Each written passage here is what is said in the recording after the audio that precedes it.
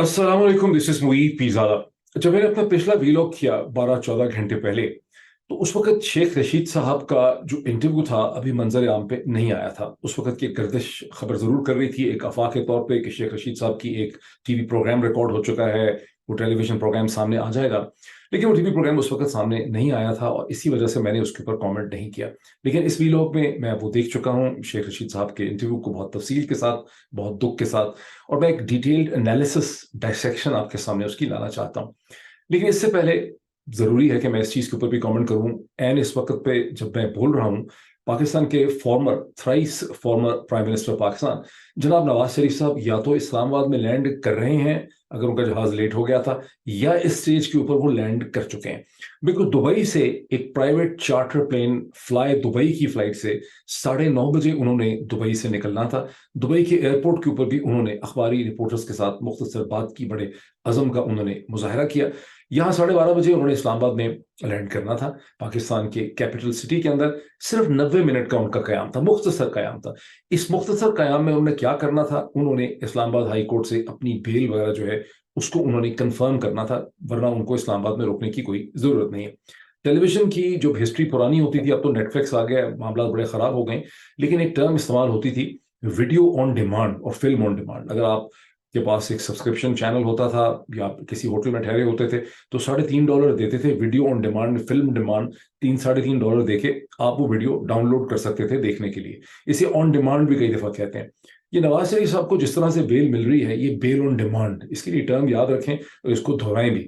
ये दुनिया की और पाकिस्तान की तारीख में, बल्कि दुनिया भर की तारीख में, इस किस्म की बेल इससे पहले किसी इंसान को, बनी हुए इंसान को, किसी भी लीगल कॉन्स्टिट्यूशनल जुरिस्डिक्शन में इस किस्म की बेल ऑन डिमांड नहीं मिली, जिसमें एक आदमी ने एयरपोर्ट पर लैंड करना है, वहां से उसने एयरपोर्ट से फिर अदालत भी पहुंचना है, अदालत से वापस उसने जहाज तक भी पहुंचना है। और ये इस्लामाबाद का जो एयरपोर्ट है, ये खासा दूर है, अनलेस कि वो चकलाला एयरपोर्ट पे तो उतर नहीं रहे, प्रॉब्ली नए एयरपोर्ट के ऊपर उतर रहे हैं। तो नया एयरपोर्ट तो कम से कम 30-40 मिनट दूर है किसी भी पाकिस्तान की इस्लामाबाद की अदालत से। तो आप अंदाजा लगा लें कि किस तरह से नवाज शरीफ साहब के लिए पूरा सिस्टम जो है वो ताबे है, हाथ बांध के खड़ा है।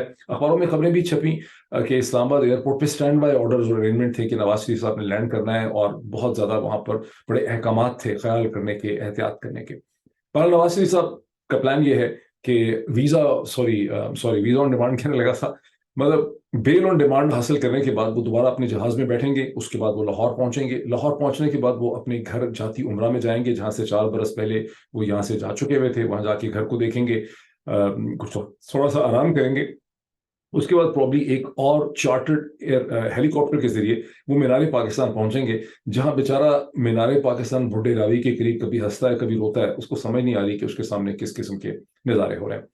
गोल यहाँ पे क्या है? गोल ये है कि पीएमएलएन ने ये साबित करना है कि लाहौर शहर, जो कभी उनकी ताकत होती थी, जहाँ की सारी सीटें या 90% सीटें वो जीत सकते थे, वो आज भी लाहौर शहर के अंदर, पंजाब के दिल में उतने ही मकबूल हैं जितने गालिबन आज से 15-20 बरस कबल पहले थे। लेकिन प्रॉब्लम यह है कि जो पूरी मोबिलाइजेशन की गई है वो अक्रॉस द कंट्री की गई है। लाहौर से शायद वो इतना एक्सपेक्ट नहीं कर रहे कि लोग आएंगे, जितने लोग पूरे पाकिस्तान से, गिलगित से, बल्तिस्तान से, आज़ाद कश्मीर से, बलोचिस्तान से, सिंध से, कराची से लाने की कोशिश हो रही। और ये जो कोशिश हो रही है, ये गुज़िश्ता कई दिनों से हो रही है। मतलब ये कोई 2-3-4 दिन की बात नहीं है, ये हफ्ते दिन 10 दिन से ये मोबिलाइजेशन हो रही है।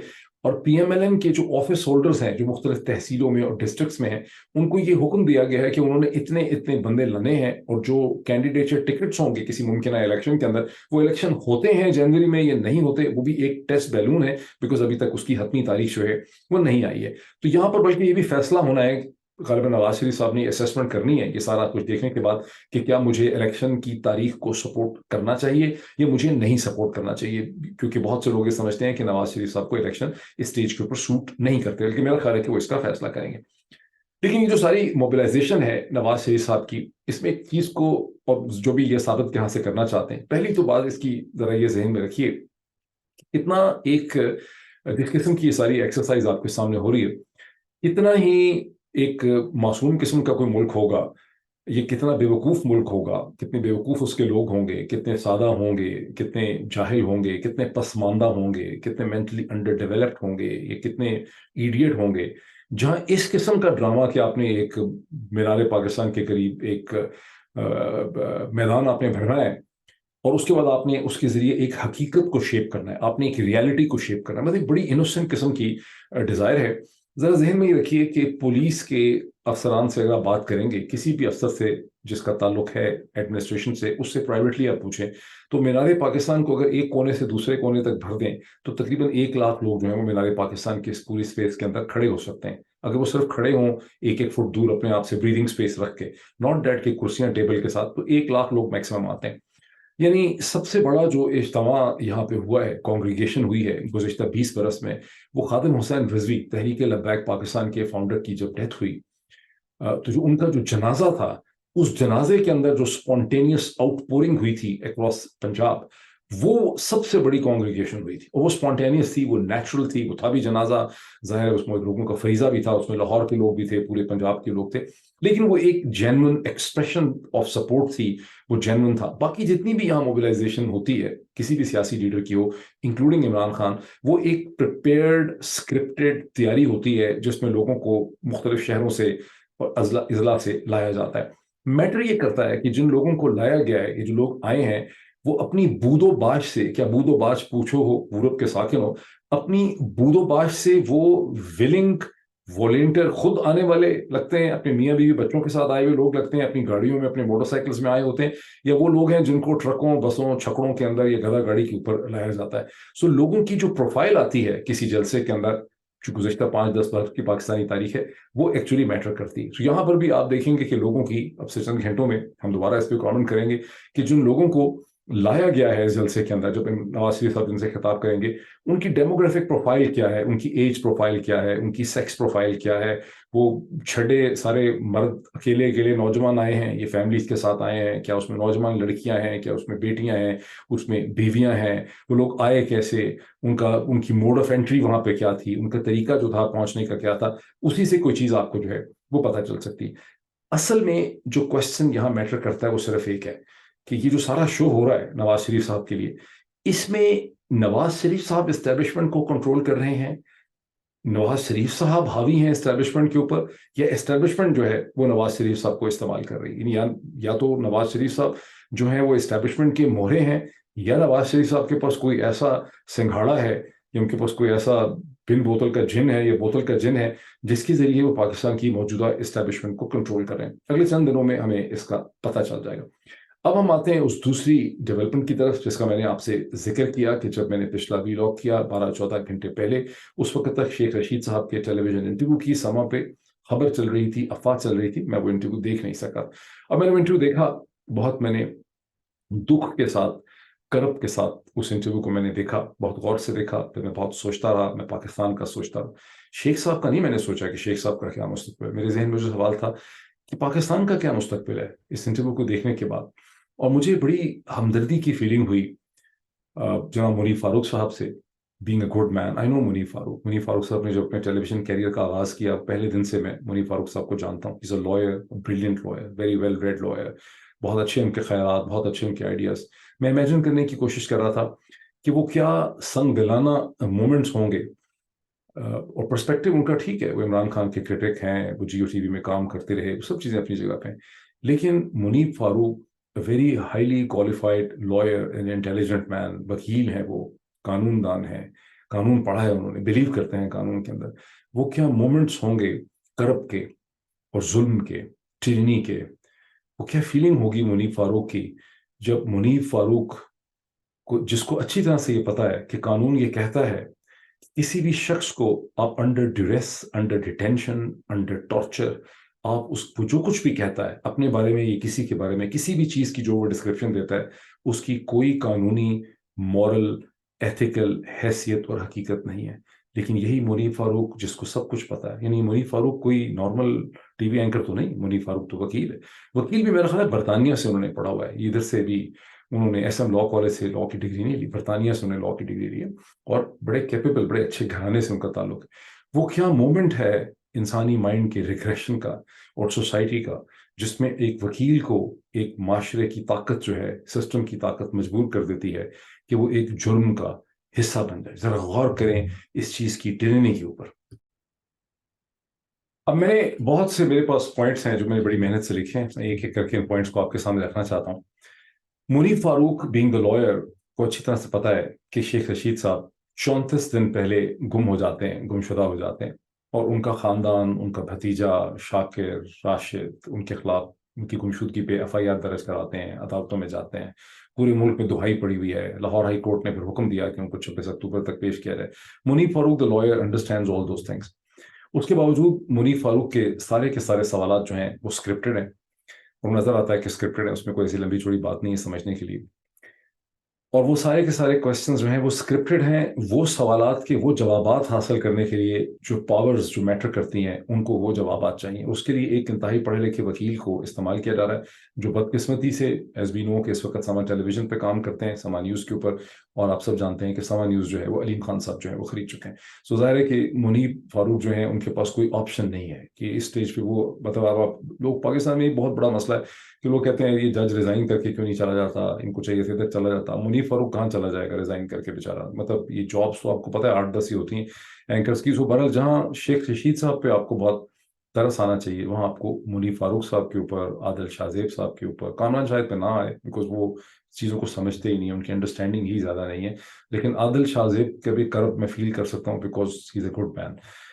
اچھا، اب یہ شیخ صاحب جو ہیں اس میں مسلسل اپنی اپنا اسمائل کریں. اب اس وقت دیکھیں، اگر آپ میں سے شور بہت سے لوگ اس انٹرویو کو دیکھ چکے ہیں، تو شیخ رشید صاحب مسلسل اسمائل کرنے کی کوشش کر رہے ہیں، جیسا کہ کوئی دکھ ایسا ہے، کوئی غم ایسا ہے، کوئی پین اتنی ہے، تکلیف اتنی ہے جس کو چھپانے کے لیے انسان جو ہے بار بار اسمائل کرتا ہے. مجھے جگجیت کی وہ غزل یاد آتی ہے، جو کچھ اس کے الفاظ مجھے ٹھیک یاد نہیں ہے. کیوں تم اتنا جو مسکرا رہے ہو، کیوں اتنا تم مسکرا رہے ہو، کیا غم ہے جسے چھپا رہے ہو. پھر رومرز اور افواہیں جو ہیں وہ مشہور کر دی گئی کہ شیخ صاحب کو بڑے تھپڑ مارے گئے، ان کی قمیض پھاڑ دی گئی، ان کو تھپڑ مار مار کے مجبور کیا گیا. شیخ صاحب جو ہیں وہ یہ انٹرویو ریکارڈ نہیں کروانا چاہتے تھے، ان کو لایا گیا منیب فاروق کے دفتر کے اندر لایا گیا. پتہ نہیں یہ افواہیں، یہ میں نے دیکھا ہے کہ میں نے اس کے حوالے سے ایک سے زیادہ لوگ جو ہیں ان افواہوں کے حوالے سے اپنے ویلاگ بھی کر چکے ہیں، میں نے وہ بھی دیکھے ہیں. بہت ایکسائٹمنٹ میں انہوں نے کیا as if it really matters کہ تھپڑ ایک مارا یا 2 مارے یا 3 مارے، قمیض لیفٹ سائڈ سے پھاڑی یا رائٹ سائڈ سے پھاڑی. مطلب وہ ڈسکرپشنز کے اوپر بھی لوگوں نے، لاکھوں لوگ اس کو بھی دیکھ چکے ہیں. پھر اس کو لیک بھی کیا گیا ان نیوز کو ظاہر امپیکٹ کے لیے. لیکن فائنل جو انٹرویو ہوا آپ اس کو دیکھتے ہیں تو آپ کو پتا چلتا ہے کہ یہ انٹرویو جو ہے یہ شیخ رشید صاحب کے گھر میں ہوا. انہوں نے پراپر کپڑے پہنے ہوئے ہیں، ظاہر ہے کہ وہاں منیب فاروق صاحب کو بھیجا گیا. شیخ رشید جو ہے وہ منیب فاروق کا شکریہ ادا کرتے ہیں کہ میں بڑا آپ کا شکر گزار ہوں، میں آپ کا بڑا ممنون ہوں کہ آپ میرے گھر میں آئے. اچھا، اب منیب فاروق صاحب کا اس میں شیخ صاحب تو جو بیچارے ہیں کرب میں جو کچھ کہہ رہے ہیں ان کو ان سوالات کے جواب دینے، لیکن منیب فاروق بیچارے کا بھی بڑا ایک کرب کا سچویشن یہ ہے ٹریننگ کی کہ منیب فاروق is continuously acting as if he is conducting a genuine interview. مطلب بڑی سیریسلی منیب فاروق صاحب اس طرح سے ایکٹ کر رہے ہیں، ایک اداکار کی طرح، ایک ایکٹر کی طرح، جیسے کہ واقعی وہ کوئی اپنے سے سوالات پوچھ رہے ہیں، بڑے انٹیلیجنٹ، بڑے کچھ سوچ سوچ کے سوالات پوچھ رہے ہیں اور ان کو کوئی جینوئن قسم کے اس کے جواب چاہیے. پھر وہ کہتے ہیں کہ شیخ صاحب کو کہتے ہیں، اچھا اس کی بیسک اسمپشن کیا ہے؟ اب بیسک اسمپشن یہ ہے کہ ظاہر ہے جن طاقتوں نے یہ انٹرویو کروایا اور اس سے پہلے پریس کانفرنسز وہ کرواتے ہیں، ان کی بیسک اسمپشن ہے کہ پاکستان کے لوگ ایڈیٹ ہیں، جھلے ہیں. اور وہ جو میرا فیمس ورڈ ہے جس پہ آپ سب اعتراض بھی کرتے ہیں بہت سے لوگ کہ جی یہ لفظ آپ استعمال نہ کیا کہ مجھے بتائیں. وہ لفظ تو چلے میں استعمال نہیں کرتا، آپ کے ذہن میں آ گیا ہوگا، اس کے علاوہ کوئی اور انٹرپریٹیشن اس کی ہے کہ یار یہ پاکستان کے سارے لوگ ہیں اسی قسم کے ہیں. ٹھیک ہے، کوئی 2-4 ہوں گے جو باہر رہتے ہیں ڈائسپورا وغیرہ میں ایکسپیٹ، جن کو زیادہ سوچنے کی کیپیسٹی ہے. باقی سارے جو ہیں وہ ایڈیٹس ہی ہیں، اور ایڈیٹ کا آپ اردو کا ترجمہ کر لیں کہ وہی ہیں، اس کے علاوہ کوئی اور اسمپشن یہاں پہ نہیں. منیب صاحب اس انٹرویو کے درمیان میں شیخ صاحب سے کہتے ہیں کہ شیخ صاحب یہ جو چلہ آپ نے کاٹا ہے اس کے بعد آپ یہ TV انٹرویو کر رہے ہیں، بڑی اسمائل کے ساتھ منیب صاحب کہتے ہیں ایسا لگتا ہے کہ یہ ایک ٹیسٹ ہے آپ کا، ایک امتحان آپ کا ہو رہا ہے کہ آپ اس امتحان میں پاس ہوں گے یا نہیں ہوں گے. کتنا ظالمانہ یہ کوشچن ہے. ہو سکتا ہے کبھی منیب فاروق صاحب جب ایڈلٹ ہو جائیں گے اور بڑے ہو جائیں گے، میچور ہو جائیں گے اپنی لائف میں، when he will become a man or maybe when he is out of Pakistan, when he is living somewhere in a decent country، تو ان کو خیال آئے گا کہ یہ سوال کتنا ناجائز، کتنا ظالمانہ، کتنا کربناک کوشچن ہے جو انہوں نے ان سے پوچھا. کیونکہ شیخ رشید صاحب نے جو پہلا یہ انٹرویو شروع ہوتا ہے اس کے پہلے 11 منٹ کو اگر آپ دیکھیں تو شیخ رشید صاحب نے یہ تھیری انوینٹ کی ہوئی ہے، انہوں نے یہ فکشن انوینٹ کی ہے کہ میں جو 34 دنوں کے لیے گم ہو گیا تھا تو میں ایک چلہ کاٹ رہا تھا، قرآن شریف پڑھ رہا تھا، عبادت کر رہا تھا، میڈیٹیشن کر رہا تھا، سوچ میں گم تھا، میں آئسولیشن میں تھا، میں سوچ وچار کر رہا تھا. تو پھر منیب فاروق کو چونکہ حکم تھا کہ آپ نے اس ساری چیز کو لے کر آنا ہے سامنے، منیب فاروق صاحب کے پاس اپنے لسٹ تھے، نظر آتا ہے کہ ایک اسکرپٹڈ چیز تھی، تو منیب صاحب ایگز آن ٹو اٹ کہ and Muneeb Farooq is a good man. جب ایک اچھا آدمی اس سچویشن میں آ جاتا ہے تو آپ اس نظام کے بارے میں دیکھ لیں جو نظام کی دنیا میں کہیں پر بھی ہو سکتا ہے. اگر امریکہ کے اندر بھی پلانٹ آف دی ایپس ہو جائے، یہاں پر آ کے مارشینز حکومت کر لے اور ان کے پاس اسی قسم کی طاقت ہو جس طرح کی پاکستان میں چودھری نظام الدین کے پاس ہے، تو ظاہر ہے کہ امریکہ کے سارے لوگ بھی اسی طرح سے بہیو کریں گے. ان کے اوپر یہ عذاب اور یہ کرب آیا نہیں ہے بیکاز وہ ایک ہائر کانشیسنیس کے اوپر ایگزسٹ کرتے ہیں. بہرحال وہ کہتے جی کہ آپ گم ہو گئے، چلہ آپ کاٹ رہے تھے. تو شیخ صاحب یہ کیسے ہو سکتا ہے کہ آپ ایسا چلہ کاٹ رہے تھے، لوگ بتا کے جاتے ہیں، عمرے پہ جاتے ہیں، تو آخر آپ کا جو نیفیو ہے راشد، اس کو نہیں پتا تھا. تو شیخ صاحب کہتے ہیں بس ایسی جلدی میں نکلا کہ راشد کو بھی نہ بتا سکا، شاکر کو بھی نہ بتا سکا، وہ پیچھے پریشان ہوتے رہے. اب یہ کس کو، یعنی آپ اپنے آپ سے اپنے ادھر دل پہ ہاتھ رکھ کے پوچھیں کہ یہ کس کو بیوقوف بنایا جا رہا ہے. انلیس کہ اسمپشن از دس کہ پاکستان کے لوگ بالکل فارغ ہیں اور یعنی سب کے سب، یعنی کس کو یہ بتایا جا رہا ہے کہ مطلب کس کے لیے یہ نیریٹو شیپ کیا جا رہا ہے. وہی اسمپشن ہے نا کہ پاکستان کے لوگ ایڈیٹ ہیں، اس کے علاوہ تو کوئی اور اسمپشن نہیں ہے. یہ بھی ذہن میں رکھیں کہ یہ شیخ اسی انٹرویو کے درمیان میں کہتا ہے کہ 8 نومبر کو میں 72 برس کا ہو جاؤں گا. ٹھیک، یہ وہ آدمی ہے جو راولپنڈی کے حلقے سے 8 دفعہ یا 8 دفعہ سے بھی زیادہ اس نے الیکشن جیتا ہے، اور یہ انتہائی حرد العزیز آدمی ہے اپنے حلقے کا. اگر آپ اس کے حلقے میں جائیں، پیپل لو ہم، ہی از اے مین آف دا پیپل. لوگ اس سے محبت کرتے ہیں، لوگ اس سے پیار کرتے ہیں. اور اس نے ایک جگت بازی کا سلسلہ پاکستان میں چلایا ہوا تھا. انڈرسٹینڈنگ تو اس کی کبھی بھی کچھ نہیں تھی کسی چیز کی، لیکن دنیا کی ہر چیز کے اوپر، فلسطین ہو یا اسرائیل ہو یا ہندوستان ہو یا امریکہ ہو یا جرمنی ہو یا جاپان ہو، وہ اس کے اوپر اپنی جگت بازی کرتا رہتا تھا، لوگوں کو خوش رکھتا تھا. یہ کئی دفعہ پاکستان کا منسٹر رہ چکا ہے، منسٹر آف انفارمیشن رہ چکا ہے. پاکستان میں جو بھی منسٹر انفارمیشن ہوتا ہے وہ basically minister of disinformation ہوتا ہے.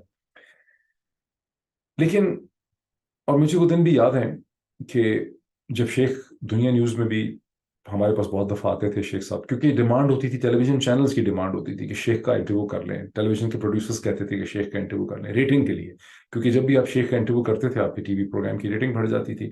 تو شیخ کے انٹرویو دنیا نیوز میں بھی کیے، 92 نیوز کے اندر بھی کیے، اے آر وائی کے اندر بھی شیخ کا انٹرویو کیے، جی این این کے اندر بھی شیخ صاحب کا انٹرویو کیا. تو مجھے یاد ہے کہ جب شیخ صاحب اسٹوڈیو میں تشریف لاتے تھے تو سارے جو آپ کی اسٹوڈیو کی ٹیم ہوتی تھی، producers, assistant producers, N L E, لڑکے لڑکیاں، رپورٹرز، ایک پورا محلہ اکٹھا ہو جاتا تھا ٹیلی ویژن چینل کے سیٹ کے اوپر. وہ سب کہتے تھے کہ شیخ صاحب کے ساتھ پہلے گروپ فوٹو کھینچتی تھی 20-25 لوگوں کی، پھر انڈیویجول لڑکے لڑکیاں ان سے سیلفیز کھنچواتے تھے. اور میں ہمیشہ تھوڑا سا انوی کرتا تھا، جیلس فیل کرتا تھا کہ یار دیکھو شیخ کتنا پاپولر ہے، یعنی کتنی نوجوان لڑکیاں اور لڑکے جو ہیں وہ کتنے یعنی اس کے عاشق ہیں، کتنی اس کی امپورٹنس ہے کہ اس کے ساتھ لوگ جو ہیں وہ سیلفیاں کھنچانا چاہتے ہیں. شیخ کی جو تذلیل ہے وہ ان تمام لوگوں کی تذلیل ہے، یہ شیخ کی تذلیل نہیں ہے. ہر انسان نے، زندگی اللہ کی ہے، حق ہے، انسان نے چلے جانا ہے. شیخ کی تذلیل نہیں کی جا رہی، پاکستان کے لوگوں کی تذلیل کی جا رہی ہے. شیخ کو جو چاہنے والے ہیں، جو شیخ کو ووٹ دیتے رہے ہیں، جو شیخ کے دیوانے تھے، جو شیخ کو اپنا لیڈر مانتے تھے، بدلہ سنج سمجھتے تھے، اس کی باتوں کو انجوائے کرتے تھے، یہ ان سب کے منہ پہ تھپڑ مارے جا رہے ہیں، تپاچے مارے جا رہے ہیں. وہ جو خبر لیک کی گئی ہے کہ Sheikh Rashid the human being کو تھپڑ مارے، اس کی قمیض پھاڑتے، نہیں، شیخ رشید کو تھپڑ نہیں مارے. اگر واقعی تھپڑ مارے، یہ سارے پنڈی کے لوگوں کو تھپڑ مارے ہیں، یہ سارے شیخ کے جو چاہنے والے ہیں، جو اس کو پسند کرتے ہیں، ان کو تھپڑ مارے. مجھے اچھا ایک چیز پہ میں بڑا سرپرائز ہوا کہ اس انٹرویو میں، اس سے پہلے انٹرویوز میں بڑا زور اس چیز کے اوپر ہے کہ یہ سائفر جو ہے، یہ عمران خان نے ایک اس کی جو تھیری بنائی ہے کہ یہ ایک امریکہ کی سازش تھی. تو یہ بڑا ایک عمران خان نے سازش کی ہے ریاست کے خلاف. میں سوچتا ہوں کہ یہ کس قسم کا پریشر ہے، یہ کہاں سے آ رہا ہے یہ پریشر؟ یعنی پاکستان کے اندر سے آ رہا ہے یہ پریشر، یہ پاکستان کے باہر سے یہ پریشر آ رہا ہے کہ بار بار لوگوں کی ناک رگڑوائیں اور ان سے کہلوائیں کہ یہ سازش نہیں تھی، یہ عمران خان نے کہانی بنائی ہے، یہ سازش نہیں تھی. کچھ ایسا ہی اس میں سلسلہ نظر آتا ہے. باقی اللہ بہتر جانتا ہے کہ اتنی کیا کمپلشن ہے. میں دیکھ رہا تھا کہ کسی نے، اکثر لوگ کہتے ہیں، مجھے خود بھی لگتا ہے صحیح کہتے ہیں، میں کل بھی دیکھ رہا تھا، میں کامنٹس دیکھتا ہوں آپ کے، کئی دفعہ میں ان کامنٹس کے جواب بھی دیتا ہوں، لیکن ظاہر سینکڑوں کامنٹس ہوتے ہیں تو میں جواب ہر کے کا نہیں دے سکتا. لیکن ایک سے زیادہ دفعہ میں نے دیکھا لوگوں نے کہا کہ ڈاکٹر صاحب آپ کہتے تو صحیح ہیں لیکن آپ کا وی لاگ دیکھ کے بڑا ڈپریشن ہو جاتا ہے. اپنے دل پہ ہاتھ رکھ کے پوچھیں، یہ سین دیکھ کے آپ کو خوشی ہو رہی ہے، آپ کو ڈپریشن ہوا ہے، آپ کو پاکستان کا کیا فیوچر نظر آ رہا ہے؟ اب مجھ سے آپ کیا چاہتے ہیں؟ اپنے سینے پہ ہاتھ رکھیں اور لا الہ الا اللہ محمد رسول اللہ. مجھ سے آپ کیا چاہتے ہیں؟ سچ بولوں، جھوٹ بولوں؟ سچ بولتا ہوں تو سچائی آپ کے سامنے لے کے آ رہا ہوں. جھوٹ بولوں آپ کو بتاؤں نہیں اس کے اندر کوئی بڑی مصلحت ہے، کوئی بڑی عقل مندی ہو رہی ہے، ابھی یہ ہونے والا ہے، لیفٹ سے رائٹ سے، اوپر سے نیچے سے، کیا کروں؟ آج میں کچھ انگلش اسپیکنگ ایک یونیورسٹی میں گیا تھا، نام نہیں میں لینا چاہتا، وہاں پہ میری انگلش اسپیکنگ ایڈیٹس کے ساتھ ملاقات ہوئی، سمپلٹنس قسم کے. یعنی اب انگلش کے اندر جب لوگوں کو پتہ کچھ نہ ہو، نالج بہت سپرفیشل ہو، دماغ کی کھوپڑی میں بھیجے میں کچھ بھی نہ بھرا ہوا، لیکن انگریزی بہت اچھی بول لیتے ہوں، تو بہت ہی سونے پہ سہاگا، بڑا ٹاکسک کمبینیشن بن جاتا ہے. بیکاز جب ایک آدمی پاکستانی اوریجن کا انگریزی اچھی بول سکتا ہے، یہ امریکن کا مسئلہ نہیں ہے، گورے کا مسئلہ نہیں ہے، یہ نان انگلش اسپیکنگ لوگوں کا مسئلہ ہے کہ جب وہ انگلش بول سکتے ہوں کانفیڈنس کے ساتھ تو وہ نیسسریلی اپنے آپ کو بہت زیادہ نالجبل، عقل مند بھی سمجھنے لگ جاتے ہیں. تو میری کچھ ایسے لوگوں سے ملاقات ہوئی جنہوں نے اپنے کامنٹس کے ذریعے مجھے یہ کنونس کرنے کی کوشش کی کہ پاکستان میں جو کچھ ہو رہا ہے کوئی نئی چیز نہیں ہے، یہاں پر پہلے بھی ایسا ہی ہوتا رہا ہے اور یہی یہاں کی ایک ریت اور ایک روٹین ہے. Nothing can be more stupid than this. جو پرانا پاکستان تھا، جیسا کیسا بھی تھا، ڈس فنکشنل تھا، بڑے مسئلے تھے، جبر تھا، اس میں قتل بھی ہوئے، اس میں گرفتاریاں بھی ہوئیں، فیک کیسز بھی لوگوں کے اوپر بنائے گئے، الیکشن بھی رک ہوئے، مارشل لا بھی لگے. اس پاکستان کے اندر منیب فاروق کی طرح کے پڑھے لکھے وکیل کو، جس نے برطانیہ سے قانون پڑھا ہو، جو ایک اچھا ڈیسنٹ گاڈ فیئرنگ آدمی ہو، اس کو کوئی یہ مجبور نہیں کر سکتا تھا کہ وہ ایک پولیٹیشین کو انڈر ڈیٹینشن، انڈر ڈیوریس، جس کا اس کو پتا ہو کہ اسے اغوا کیا گیا ہے، اس کو اغوا ہی اس مقصد سے کیا ہے کہ اس کے ذریعے اس کی تذلیل کرنی ہے، اس سے ایک سٹیٹمنٹ حاصل کرنی ہے، پریس کانفرنس کی شکل میں، ٹی وی پروگرام کی شکل میں، جس کی خاندان جو ہے وہ لاہور ہائی کورٹ کے اندر پنڈی ڈویژن میں ڈفرینٹ جگہوں پہ پٹیشنز کر رہا ہے. اس کی ایف آئی آر درج ہوئی ہیں جہاں لاہور ہائی کورٹ نے کہا ہے، پولیس کو حکم دیا ہے کہ اس کو 26 اکتوبر تک پیش کرو. کیا سارے سیٹس آف سرکمسٹانسز اس بیچارے منیب فاروق کو پتا تھے نا؟ کسی نے پرانے پاکستان کے اندر منیب فاروق کی طرح کے سولیسیٹر، لائر، اٹرنی پہ اتنی ہمت نہیں تھی کسی کو اس پرانے پاکستان میں کہ منیب فاروق کو گردن سے پکڑ کے لا کے بٹھا دے اور ایک under duress, under detention, illegally abducted politician کا انٹرویو کروائے. پولیٹیشن گرفتار ضرور ہوتے رہے، ان کو زد و کوب بھی کیا گیا ہوگا، ان کے اوپر جعلی کیسز بھی بنے، لیکن اس وقت media, celebrities and prominent television anchor disappear نہیں ہو جاتے تھے. آج 21 اکتوبر ہے، 2 دنوں کے بعد 23 اکتوبر 2023 کو برسی ہے شہید ارشد شریف کی، 1 سال پورا ہو جائے گا. جس طرح سے شہید ارشد شریف کو who was at the time one of the most prominent television personalities, a household name in Pakistan, جس طرح سے اس کو دبئی تک چیز کیا گیا، جس طرح سے اس کے اوپر 17 کیسز اور ایف آئی آرز بنائی گئی، سب کی سب جعلی، جس طرح سے اس کو دبئی میں چیز کیا گیا، جس طرح سے دبئی کی حکومت کے اوپر پریشر ڈالا گیا کہ اس کو ریپیٹریٹ کریں، جس طرح سے اس کو دھوکے کے ساتھ کینیا بھجوایا گیا، جس طرح سے اس کو کینیا میں گن ڈاؤن اسیسینیٹ کیا گیا، جس طرح سے اس کی کوئی انویسٹیگیشن نہ ہو سکی، کوئی کمیشن کسی نتیجے پہ نہ پہنچ سکا، جن پولیس افسرز نے فیکٹ رپورٹ لکھی تھی ان کو آگے پیچھے کر دیا گیا، جعلی قسم کی کمیٹیاں بٹھائی گئیں، سپریم کورٹ نے سو موٹو نوٹس بھی لیا جب عمران خان کے کہنے میں وہ کیس بھی آگے پیچھے ہو گیا، آپ کو پتا اس کا کچھ نہیں ہو سکا. اس پاکستان میں جس کے بارے میں ہمیں یہ جعلی لوگ، یہ منافق یہ کہتے ہیں کہ اس پاکستان میں سب کچھ ہوتا رہتا تھا، اس میں یہ سب کچھ نہیں ہوتا تھا. وہاں درجنوں کے حساب سے پولیٹیشنز کو اغوا کر کے، ان کو مار پیٹ کے، زد و کوب کر کے، ان سے پریس کانفرنسز اور ٹی وی پروگرام نہیں کروائے جاتے تھے. اس میں ٹیلی ویژن چینلز کے ڈائریکٹر جو آپریشنل ہیڈز ہیں، ان کو گھروں سے آدھی رات کو اٹھا کے ننگا کر کے زد و کوب نہیں کیا جاتا تھا. اس میں ٹیلی ویژن اینکرز کو، جس طرح سے جمیل فاروقی کو اٹھا لیا گیا کراچی سے، اس کو ننگا کر کے اسٹرپ نیکڈ کر کے مارا گیا، اس میں یہ نہیں ہوتا تھا. اس میں واقعہ ضرور ہوئے ہیں اکا دکا، لیکن میں اس کے اوپر ڈیٹیل ویلاگ کروں گا. میں یہ محسوس کرتا ہوں کہ بہت سے لوگ whose hearts and minds on the right side، وہ صرف یہ چیزوں کو سن لیتے ہیں وقتی طور پہ ایموشنل سیٹسفیکشن سے، اپنی ذاتی ریسرچ نہیں کرتے، ان کے پاس فیکٹس نہیں ہیں کہ اس منافقت کا اور جھوٹ کے مقابلے میں اپنا ایک نیریٹو اور بیانیہ سامنے لا سکیں. میں آپ کو ڈیٹیل فیکٹس دوں گا تاکہ آپ اس کے بعد جب آپ کے سامنے یہ جھوٹ بولا جائے، یہ منافقت کی جائے، تو آپ اس کا جواب دے سکتے ہیں. اور کیوں یہ ضروری ہے؟ یہ جو لوگ آپ کے سامنے مسلسل یہ بات کرتے ہیں، خواہ وہ امریکہ کے اندر انگریزی بولنے والے جاہل ہوں، یا وہ پاکستان کے اندر منافق ہوں، یا دنیا بھر میں منافق ہوں، یہ اس present regime of tyranny and suppression, اور یہ جو ظلم کا رجیم ہے، یہ اس کے حصہ دار ہیں. یہ بیسکلی ایک طریقہ اور بہانہ ہے ظلم کو جسٹیفائی کرنے کا، اور کچھ نہیں ہے. کیونکہ اگر یہ واقعی ظلم کے ٹیرنی کے خلاف ہوتے تو یہ آواز بلند کرتے، یہ بار بار یہ نہ کرتے کہ یہ تو پہلے بھی ہوتا تھا، اس میں کون سی نئی بات ہے. یہ تو بیسکلی ایک طریقہ انہوں نے بنایا ہے، ایک ایکسکیوز بنایا ہے اپنی ذمہ داری ختم کرنے کا. یہ ظالمین میں سے ہیں، یہ ظلم کرنے والوں میں سے ہیں، ان کے انٹرسٹ اور ویسٹڈ انٹرسٹ جو ہیں وہ اس نظام کے ساتھ وابستہ ہیں. ابھی اتنا ہی، پھر میں دیکھ لوں ذرا نواز شریف صاحب کے جلسے کی کیا کیفیت ہے، کیا ڈیموگرافی ہے ان کے جلسے کی، پھر میں اس کو مزید انالیسس آپ کے سامنے لے کے آؤں گا. Thank you.